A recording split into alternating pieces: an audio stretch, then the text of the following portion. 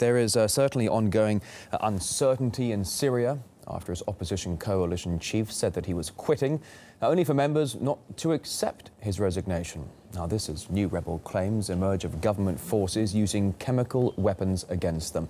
Let's cross live now to our Middle East correspondent, Paula Slee, who joins us here on the programme. We can take this story just a bit further. Paula, good to see you, though not the first time that such similar accusations have been thrown about. No, it certainly is not the first time. The Syrian opposition is saying today that al-Assad's forces fired what they are claiming are chemical weapons at rebels surrounding an army base in the town of Adra on the outskirts of the Syrian capital of Damascus. Now, the latest report suggests that 2 rebel fighters have been killed and some 23 people wounded. It does follow last week in which we saw accusations from both sides accusing the others of using chemical weaponry when there was a mysterious explosion near the city of Aleppo. Now, you remember that in that explosion, 26 people were killed and dozens more were wounded. That explosion was quickly and swiftly labeled by Western intelligence agencies as a chemical incident perpetrated by forces loyal to the Syrian President Bashar al-Assad. The Syrian regime has since asked the United Nations to launch an investigation, and the Russian ministry has said that if there are reasons to believe that chemical weapons were used, an international group comprising of permanent United Nations Security Council members has to be sent to Syria. What we're hearing now, though, regarding that incident is information to the contrary. In fact, here in Israel, the leading daily newspaper Haaretz has written that it was definitely not an incident that was carried out by Assad. We also saw in the last few days when the American President Barack Obama was here in the region, he was quick to make harsh statements towards Assad and the use of chemical weapons. Once we establish the facts, I have made clear that the use of chemical weapons is a game changer.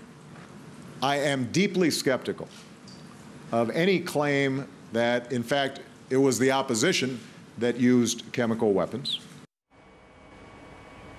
This is not the first time that chemical weapons have been in the headline. What we've heard from Obama and the Washington administration in the past is that they would employ a red line when it came to the use of chemical weaponry. There's always so much reaction from the West when reports start filtering through, particularly over Assad potentially using chemical weapons. But what is interesting to note is that when there's information to the contrary, as we're hearing now regarding the incident last week, and there are more and more independent journalists and witnesses saying that attacks with chemical weapons were actually perpetrated by rebel fighters and by Islamists, then nobody says anything. There are no loud shouts to start an investigation. So the question being asked is, what happens to all these truth seekers?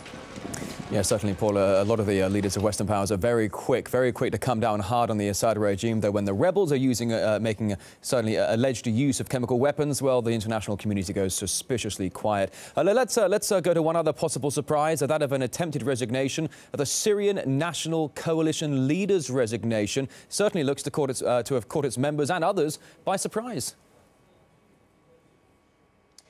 It certainly has caught many by surprise, but it really is just the tip of the iceberg. What we're seeing more is that the Syrian opposition is deeply divided. As you say, the leader of the opposition, Muaz Khatib's resignation comes just months after his election. Now, his decision to leave is being seen as a blow to the diminishing moderate wing of the uprising against the Syrian President Bashar al-Assad. There have in the past been an alarming number of resignations within the coalition itself by top opposition figures.